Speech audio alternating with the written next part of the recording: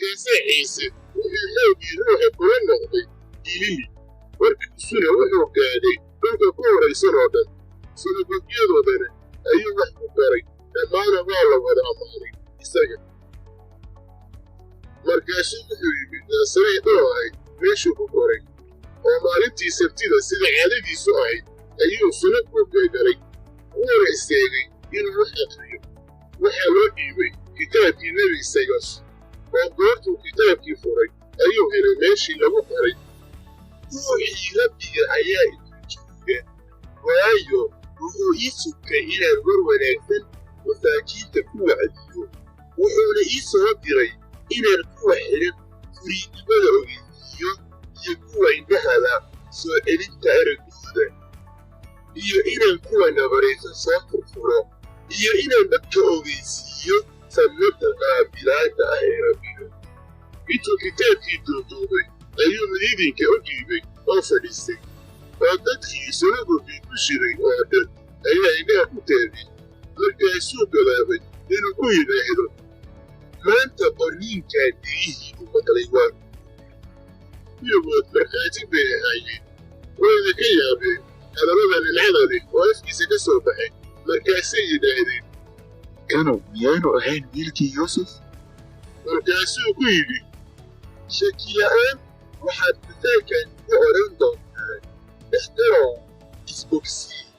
wax kastoo aad maqaalnay oo kafarna oo lagu sameeyey halkaa dhulkaagana ku sameey markaasuu ku yidhi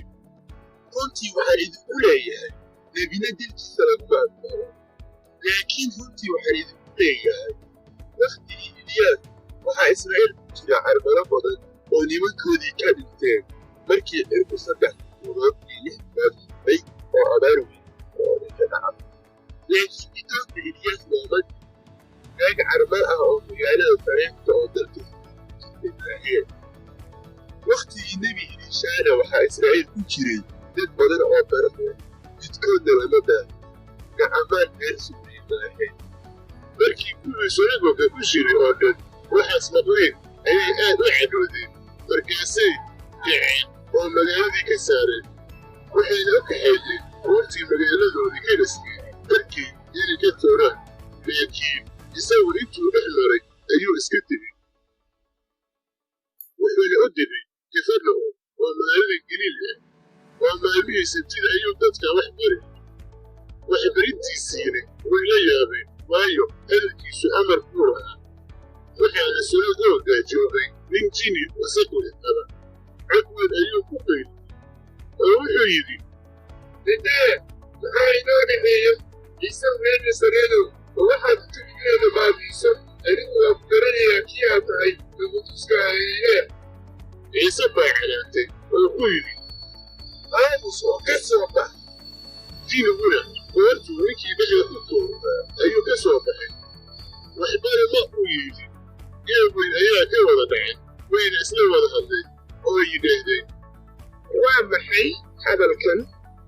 waayo jinniyada wasaqdana ayuu amar iyo xoog ku xukumaa wayna ka baxaan meel kasta oo dalka ku wareegsan ayaa marka isaga ku saabsan gaadhay markaasuu sinagoogii ka soo kacay oo wuxuu galay gurigii simoon suddahdiisna indho weyn ayay tagtay markaasay isaga u baryeen aawadeed oo intuu isa soo dultaagay ayuu qambadii canaantay wayna daysay dabkiiba way kacday oo u adeegtay iyagii markii qoraxdu sii dhacaysay dadkii oo dhan oo lahaa dad xubno kala cayncayn ah qabay ayay isaga u keeneen mid kastaba gacmihiisuu saaray oo bogsiiyey jiniyona dad badan ayay ka soo baxeen iyagoo qaylinaya oo leh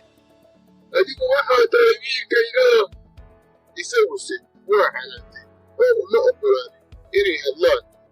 waayo waxay garanayeen inuu masiixa yahay